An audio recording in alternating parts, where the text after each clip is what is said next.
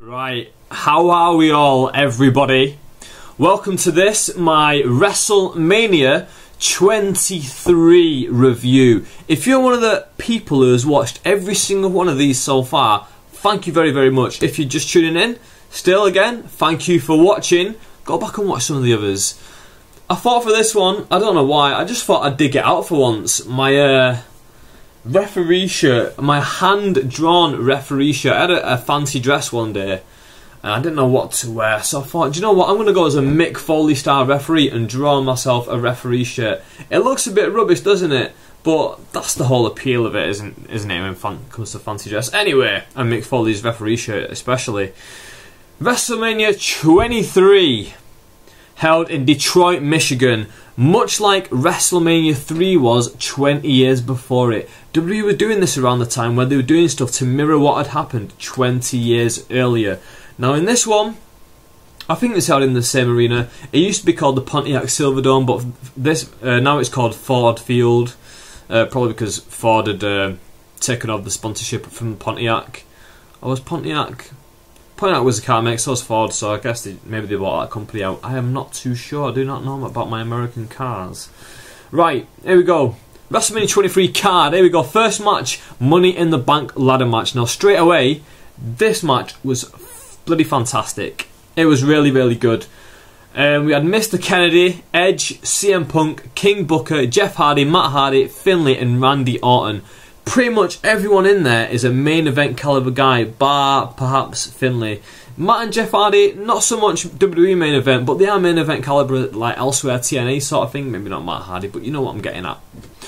I'm a bit dark now, aren't I? Maybe I should put the light on over there. Nah, I've already started it. Let's keep going, eh? You don't want to see me. You want to listen to what I'm going to have to say and then critique it.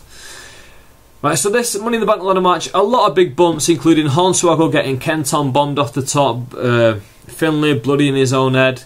Anyway, Kennedy ends up getting the win, gets his title shot for any time up to a year. Obviously, we know that he ended up injuring himself. Edge took it off him, and then Randy Orton ended up getting Kennedy fired. But at this point, we thought he was a huge star in the making. And also, Michael Cole was really giving it the hard sell on Matt Hardy. Oh, Matt Hardy's been so close to the main event for so long. This is his time. Unfortunately, it wasn't his time, and his time never really arrived in WWE. Next match, Kane versus Khali. Basically, this was done to mirror Hogan versus Andre. Kane slams Khali. Khali ends up getting the win, though. Nothing, rubbish match. Benoit versus MVP for the United States title. Very good match, actually. I was a huge fan of MVP at the time, and I was so glad that when this happened, because he really gave a good impression of himself, and he really performed, in my opinion, in this match and made himself look like a real player in the WWE. Benoit ended up getting the win, but within the win he made MVP look a hell of a lot better, and him and MVP had a good match. Shame MVP didn't really last in the WWE, but he's gone on to moderate success in Japan, so that's quite good.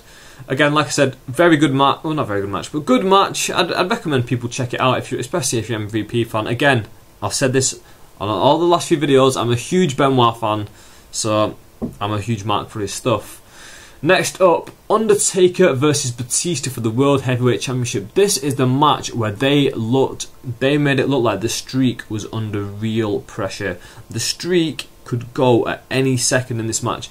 Undertaker hit him with a last ride, covers him, 1-2 kick out, chokeslam, 1-2 kick out. After those two, and Batista hits a Batista bomb, covers him, 1-2. You think it's all over. Batista's excuse me. Batista is going to win the match. He's going to keep hold of his title. It's not to be. Undertaker beats him with a tombstone power driver, and Undertaker wins the World Heavyweight Championship. I remember reading in Batista's book that they were both pissed off that they had to go on so early, so they thought, you know what, let's put on a great match. It wasn't a great match. It was it was a good match. Again, I'm not a big Batista fan. It was good. Nothing superb, though. Probably Batista's best ever match, in complete honesty, though. Next match, the ECW Originals. Rob Van Dam, Tommy Dreamer, Sabu and the Sandman went up against the new breed of Elijah Burke, Marcus Corvon, Matt Striker and Kevin Thorne. It's funny how this new breed of ECW, these were supposed to be the future guys of the WWE basically, none of them are around anymore. Well, Matt Striker's there, but he's basically just a on-screen personality doing interviews. And then out of the ECW guys, none of them are there either. RVD, Tommy Dreamer, Sabu and Sandman, they're all gone too, so that's funny how all eight guys are now been shipped off. This is one of the matches they put on there. Again, we don't have anything really for you, let's shove you all in this. That's what the Money in the Bank is for as well, is to think, do you know what, we want to give one person a push, we'll give him a push, but we've got all these other guys doing nothing, why don't we just shove them all in the match, make it look like they can win, but they can't actually win. Next up, we had the hair versus hair match. Vince McMahon, who was being represented by Umaga, and Donald Trump, who was being represented by Brock Lesnar. So here we are, Umaga versus Bobby Lashley. Rubbish match. Didn't like it whatsoever. And Austin was your special guest referee, and he got bumped by Umaga. Shane McMahon came down. One thing led to another. Lashley ends up getting the win. Vince McMahon ends up getting his head shaved bald. Fair play to Vince McMahon. He's a millionaire. He's a billionaire. And he gets his head shaved bald and publicly embarrassed in front of millions of people, in front of his entire fan base, for the sake of his products. You know, fair play to Vince McMahon. Semi-main event, Melina versus Ashley Massaro. Lumberjill match. Melina gets the win. Nothing really to say about it. Ashley Massaro was the woman at the moment who was in Playboy. They were doing that, like, whoever's in Playboy, they got the women's title match for a few years in a row. Let's see, Sable, Tori Wilson, Ashley Massaro, what's that ginger bird called from TNA? Nope, can't remember her name. Christy Hemme as well. They all got the women's title match. But yeah, Melina beats her in just over 3 minutes. Nothing to say about that. Main event time, John Cena versus not CM Punk. John Cena versus Shawn Michaels. Okay match. I remember I've always been a huge Shawn Michaels fan, but in this match especially, I really wanted him to win.